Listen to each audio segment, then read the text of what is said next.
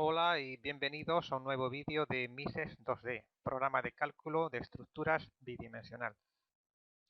En este caso vamos a abordar el archivo de datos. Vamos a ver la estructura P380 que ya se utilizó para otro vídeo, para el vídeo de presentación. Y bueno, pues para explicar el contenido del archivo de datos, pues nos sirve perfectamente.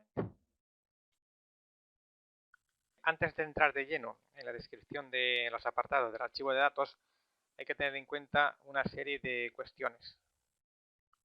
En primer lugar, el nombre del archivo de datos puede tener como máximo 50 caracteres y pueden ser números del 0 al 9, letras de la A a la Z salvo la ñ, tanto mayúsculas como minúsculas, y el carácter guión medio. El archivo de datos no puede contener ninguna coma en su definición, ni tampoco líneas en blanco. Luego también hay que tener en cuenta que delante de cada etiqueta, por ejemplo, abscisas, ordenadas, barras tipo, carga en barras, ya digo, delante de cada etiqueta hay que incluir siempre el símbolo de la arroba. Luego, para definir el archivo de datos, pues hay que tener en cuenta que se pueden utilizar letras de la A a la Z, salvo la ñ, tanto mayúsculas como minúsculas. También se pueden utilizar números del 0 al 9, el punto, el guión medio, el espacio en blanco y la arroba. En el momento en el que introduzcamos otro carácter diferente de los que aquí se mencionan, pues el programa automáticamente genera un código de error y nos envía al archivo de datos para que subsanemos el problema. También muy importante es saber las unidades en las que vamos a trabajar, que serán toneladas y metros. Luego habría que hablar también, aunque sea brevemente, de los mensajes de error. El programa, para facilitar la introducción de datos y evitar que el usuario en un momento determinado pues, pueda perderse, genera mensajes de error. Entonces, pues bueno, nos indica el error que genera, la ubicación del error y cómo subsanarlo. El programa genera error cuando se introduce una línea en blanco. También genera error cuando el dato introducido es de un tipo diferente al esperado, por ejemplo, el número de barras. Por ejemplo, supongamos una estructura con 10 barras e introducimos el número -10. Pues bueno, ahí va a generar un error. En lugar de 10 se introduce, pues no sé, por ejemplo, un carácter, una H y un 10.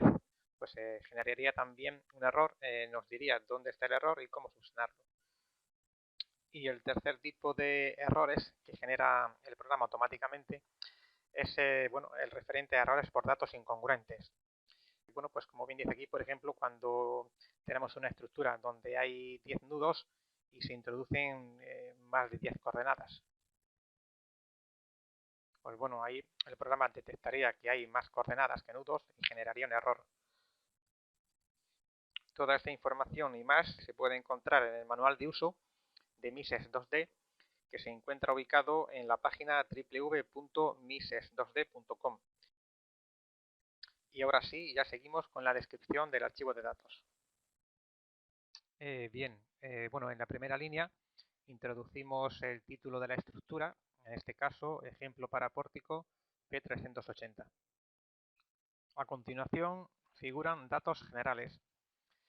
En este apartado hay que indicar el número de nudos, el número de barras, el ancho de banda, que es la diferencia máxima entre dos nudos contiguos, o bueno, digamos dos nudos unidos por la misma barra. A continuación, el número de hipótesis y seguidamente el número de combinaciones. En el caso que nos ocupa, estructura P380, el ancho de banda es 1, pero aquí, por ejemplo, tenemos otra estructura. Bueno, en esta cercha el ancho de banda no sería 1, aquí sería 3, porque la diferencia máxima entre dos nudos unidos por la misma barra es 3. De 10 a 13 van 3. Y vemos que de pilar al cordón superior la diferencia es 1, 7, 8, 11, 12, 14. Aquí sería 2, pero en el cordón inferior la diferencia ya viene siendo 3. de 10 a 13, 3. Bien, pues eso en cuanto a la aclaración relativa al ancho de banda. En la siguiente línea tenemos las abscisas expresadas en metros y el sistema de coordenadas que hay que tener en cuenta se muestra en el gráfico, x positiva e y positiva. Las coordenadas vienen dadas en metros. En la siguiente línea tenemos las ordenadas igualmente expresadas en metros. A continuación, barras tipo. Primero hay que indicar el número de barras tipo que hay en el archivo de datos y a continuación definir una a una las características de cada una de ellas. Por ejemplo, aquí tenemos el perfil IPN300. Bueno, pues en la primera columna, digamos, figura el nombre del perfil. A continuación figura la inercia en el plano de la estructura. Y bueno, aquí habrá que hacer una aclaración. Aquí, por ejemplo, parece un perfil en doble T. Podría ser, por ejemplo, un IPN. Y la inercia del plano de la estructura pues va a depender de cómo se coloque el perfil. En el caso A, la inercia principal sería la asociada al eje local de la sección X' y la inercia en el plano perpendicular a la estructura sería la asociada al eje Y'.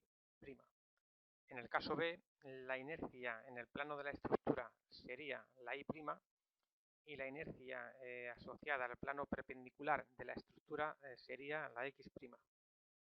A continuación figura el área del perfil, seguidamente el módulo de Young, a continuación el módulo resistente, a continuación el momento estático de media sección respecto del eje que pasa por el centro de gravedad de dicha sección.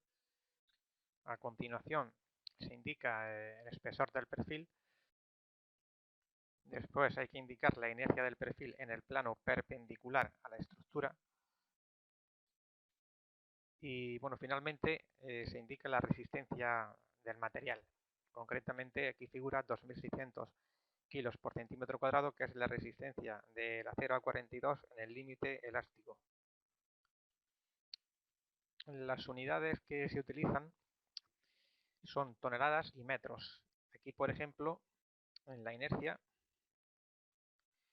tendríamos inercia de IPN 300, pues 9800 por 10 elevado a menos 8 metros a la cuarta. Por ejemplo, para el área, pues tendríamos 69,1 por 10 elevado a menos 4 metros cuadrados.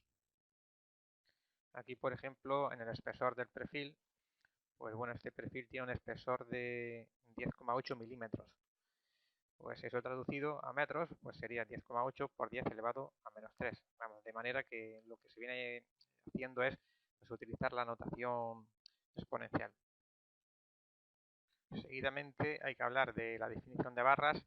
Aquí tenemos los siguientes campos: el nudo inicial, nudo final, tipo de barra, beta en el plano de la estructura. Aquí hay que hacer una aclaración. Habría dos planos de pandeo. Si nos fijamos en el perfil del caso A, observamos que el perfil puede pandear en el plano Y', Z', y también puede pandear en el plano Z'X'. Por tanto, el pandeo en el plano principal sería el asociado a Y', Z' y el pandeo en el plano perpendicular a la estructura sería el asociado a el plano Z'X'. Beta en el plano perpendicular a la estructura y grado de articulación tanto en I como en J. 0 indica que el grado de articulación es 0, o sea, no hay articulación, sería un nudo rígido, y 1 indicaría que la articulación pues, es del 100%, tendríamos una articulación. Aquí en el tipo vemos que esta numeración hace referencia a barras tipo. Por ejemplo, cuando dice tipo 1, quiere decir que la barra 1,2 responde a la tipología que ocupa el primer lugar en barras tipo, o sea, sería IPN 300. Por ejemplo, la barra 2,3 es tipo 2. Quiere decirse que el perfil asociado a la barra 2.3 sería la tipo 2. La tipo 2 sería HB120. A continuación aparece el apartado cargas en nudos y los campos que vemos aquí son los siguientes. Nudos, que indica el número de nudos cargados en esa hipótesis, el número del nudo dentro de la estructura, la carga en X, la carga en Y y el momento aplicado en el nudo. Para la introducción de cargas en nudos tendremos en cuenta el siguiente gráfico, donde cargas en X positivas serían hacia la derecha, cargas en Y positivas serían hacia arriba, cargas en X negativa hacia izquierda y cargas en Y negativa hacia abajo. Y el momento positivo sigue el sentido horario. Aquí puede verse, por ejemplo, que el número de nudos cargados en la hipótesis número 1 es 0. Lo mismo sucede con la hipótesis número 2, con la hipótesis número 3 y con la hipótesis número 4. Y cuando llegamos a la hipótesis número 5, nos encontramos que tenemos un nudo cargado. Hablamos del nudo número 2, que tiene una carga en X de 0,3, o sea, 300 kilos o 0,3 toneladas en dirección X positiva, o sea, hacia la derecha, y no presenta carga ni en Y, ni tampoco presenta momento. Decir que en referencia a cargas en nudos, se ha realizado un vídeo que trata concretamente sobre este tema. En cuanto a carga en barras, en la primera columna aparece el número de barras cargadas en cada hipótesis. Aquí figura, por ejemplo, que en la hipótesis número 1 hay 4 barras cargadas, en la hipótesis número 2, 2 barras cargadas, en la 3 también hay 2, en la hipótesis 4 hay 4 barras cargadas y en la hipótesis 5 no hay ninguna barra cargada. El sistema de coordenadas que se tendrá en cuenta para definir las cargas se muestra en el gráfico. La carga se indica a través de un ángulo, estableciéndose el ángulo 0 en el eje X global y barriendo a izquierdas se establece el ángulo, el cual puede ir desde 0 a 360 grados. En cuanto a las unidades, decir que las cargas puntuales se expresan en toneladas y las distribuidas en toneladas metro.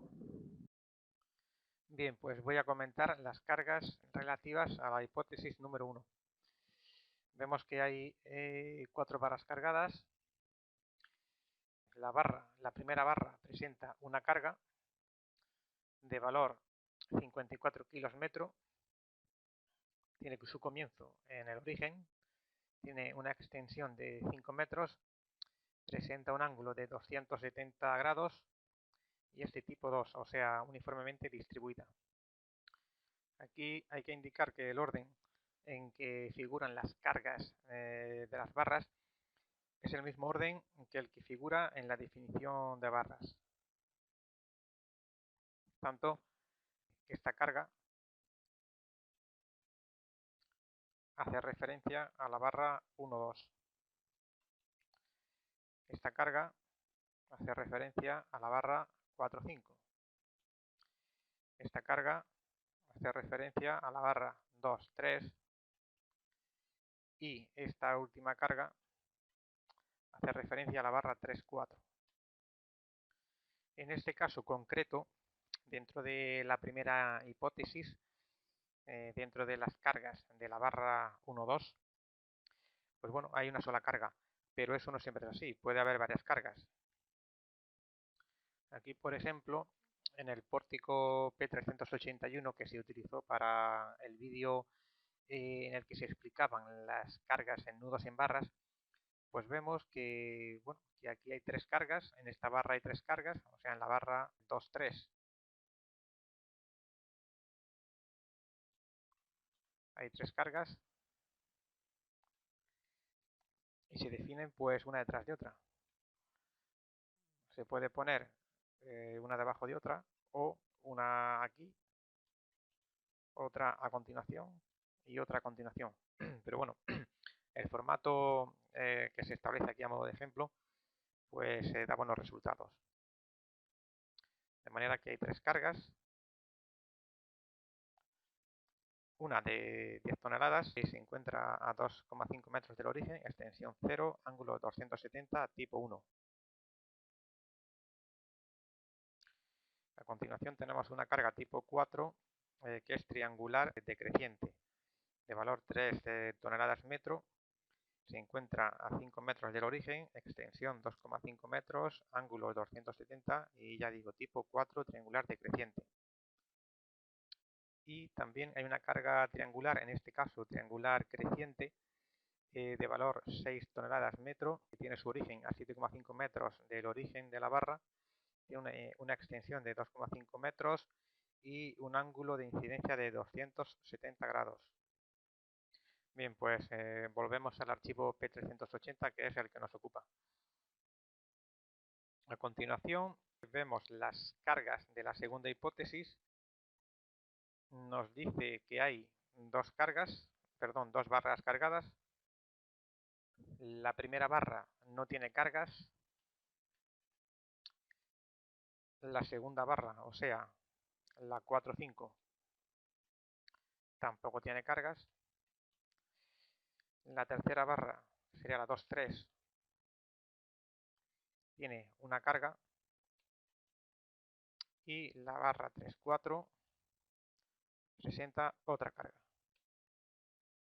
A continuación vamos a la tercera hipótesis, en donde hay dos barras cargadas. La primera barra no contiene cargas. La segunda barra tampoco contiene cargas. La tercera barra, o sea, la 2,3, contiene una carga. Y la barra 3,4, como podemos ver aquí, contiene una carga. Para poder cotejar esta información en la ventana gráfica, ejecutamos en Mises 2D, cargamos, le indicamos que queremos trabajar con el archivo P380 y nos muestra la estructura con la numeración de los nudos y las cargas. Nos vamos al margen superior izquierdo, nos dice que estamos en la hipótesis 4 de 5. Bueno, como estábamos analizando la hipótesis 3, retrocedemos y nos situamos ahí, en la hipótesis 3. Efectivamente, solo hay dos barras cargadas, que serían la 2,3 y la 3,4. La 2,3 con un valor de 375 kilos metro y por otro lado la 3,4 con un valor idéntico, 375 kilos metro. Aquí lo tenemos, barra 2,3, 375 kilos metro, o lo que es lo mismo, 0,375 toneladas metro. Y barra 3,4 que tiene un valor pues idéntico, 375 kilos metro. Pues bien, entrando en la hipótesis número 4, observamos que hay 4 barras cargadas. La barra 1,2 presenta una carga, la barra 4,5 presenta una carga, y lo mismo ocurre con la barra 2,3, presenta una carga, y la barra 3,4, la cual presenta una carga. Como puede verse, las cargas son de tipo 2, carga uniformemente distribuida, y ahora pues nos vamos a la salida gráfica del programa para verificar esto es así. A ver, estábamos en hipótesis 3 de 5, pulsamos la tecla 6, perdón, la 7. Entramos en la hipótesis 4 de 5 y efectivamente vemos que hay 4 barras cargadas. En barra 1,2, carga uniformemente distribuida de 200 kilos metro, 60 kilos metro, aquí exactamente igual, y en la barra 4,5, 100 kilos metro, carga uniformemente distribuida a sotavento del viento. Y aquí lo tenemos, barra 1,2,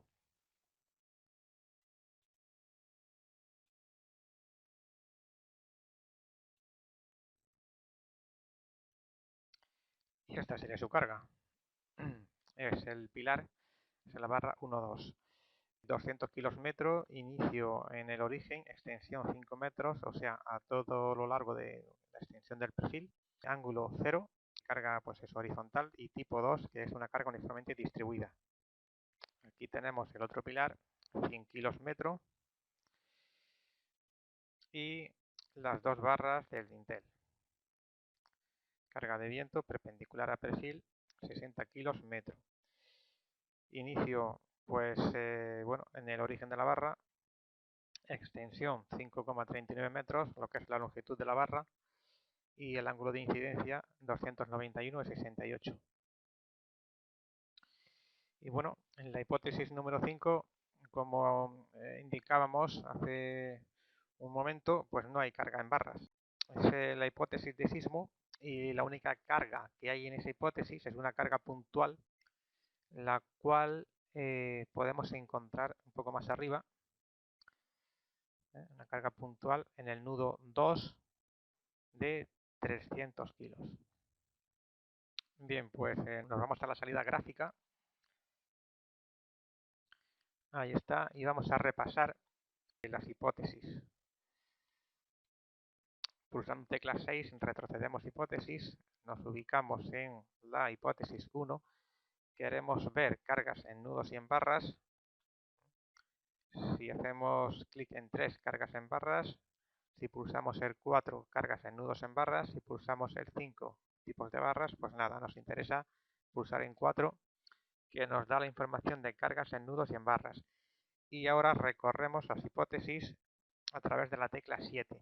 Hipótesis 1, 2, 3, 4 y 5. Volvemos atrás. Hipótesis 1 es la carga del peso propio, carga de la perfilería. Hipótesis 2, la carga de la cubierta, digamos la carga permanente. Hipótesis 3 sería la carga de nieve. Hipótesis 4, la carga de viento. Y para finalizar, la hipótesis 5, la carga de sismo. Y volvemos al archivo de datos. Bien, pues entramos en el apartado definición de apoyos. En principio se indica el número de apoyos que posee la estructura, y a continuación se definen los datos relativos a estos. Primero se indica el número de apoyo, seguidamente la coacción en X. Este parámetro puede presentar varios valores. 0 indica que la coacción en X es, bueno, hace referencia a un nudo rígido. Digamos que el desplazamiento en X está totalmente impedido. Por otro lado, 1 indica que el desplazamiento en X está totalmente libre. Y cuando el valor no es ni 0 ni 1, se hace referencia a una coacción en X elástica, medida en toneladas partido por metro. Con la coacción en Y, bueno, es exactamente igual que ecuación en X, solo que en lugar de referirnos al desplazamiento en X, nos referimos al desplazamiento en Y. Por tanto, coacción en Y 0 indicaría desplazamiento en Y totalmente impedido. Coacción I1 implica pues que el desplazamiento en Y no está restringido de ningún modo, y la coacción en Y, que no es ni 0 ni 1, indica una coacción en Y elástica. En cuanto a coacción al giro, ocurre algo similar, solo que aquí no tenemos posibilidad de desplazamiento lineal, sino angular. 0 implica que el nudo tiene el giro totalmente impedido. 1 indica que el nudo puede girar libremente, y cuando el valor no es ni 0 ni 1, indica que el grado de rigidez al giro es, digamos, de tipo elástico, medido en toneladas metro partido por radián. Y finalmente figura el ángulo del apoyo. Dicho ángulo puede ir desde 0 a 360 grados. Aquí se muestran algunos ejemplos: 0, 45, 90, 225, 270. Y esto, pues bueno, es importante de cara a calcular el esfuerzo de tracción en el apoyo, esfuerzo, digamos, resultante, independientemente del número de barras que acometan al apoyo. Ya digo, es importante para calcular el esfuerzo de tracción y también es importante para calcular la tensión en el hormigón bajo la placa de anclaje. Y para terminar la definición de apoyos, pues bueno, vemos que tenemos otro apoyo, sería el apoyo representado por el nudo número 5, cuyos datos serían los siguientes: coacción en X0, en Y0, coacción al giro 0 y ángulo 0. O sea, no se puede desplazar ni en X ni en Y, ni puede girar y el ángulo es 0. Exactamente igual que el número 1. Serían, por tanto, pues dos apoyos totalmente rígidos y con ángulo 0. En cuanto a combinaciones, aquí figuran los parámetros que multiplican los esfuerzos de cada hipótesis para cada combinación. Por ejemplo, combinación número 1. Bueno, pues esta combinación lo que hace es multiplicar por 1 los esfuerzos de la hipótesis 1, más multiplica por 1 también los esfuerzos de la hipótesis 2 y multiplica por 0 los esfuerzos obtenidos en las hipótesis 3, 4 y 5. En la combinación 2 lo que vemos es que 1,33 multiplica a los esfuerzos de la hipótesis 1, 1,33 multiplica los esfuerzos de la hipótesis 2, los de la hipótesis 3 se multiplican por 1,5 y 0 tanto para las hipótesis 4 como 5. Bueno, pues llegamos a la hipótesis 5 y vemos que intervienen todas las hipótesis. Tendríamos peso propio por 1,33, solamente la carga permanente, y tanto la nieve como el viento multiplican también por 1,33. Y por último, el sismo multiplica por 1. Y con ello quedan perfectamente definidas las combinaciones de cargas para este ejemplo.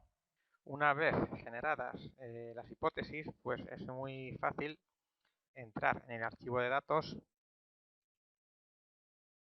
indicar el número de combinaciones que se desea y pues multiplicar estas hipótesis por el factor que nos interese. Y en el archivo de resultados pues encontraremos esfuerzos y tensiones para cada una de las combinaciones que aquí generemos. Bueno, y ya finalmente introducimos esta línea @findatos y con ello finalizamos la introducción de datos. Y con esto se finaliza la explicación relativa a la generación del archivo de datos. Muchas gracias por su atención.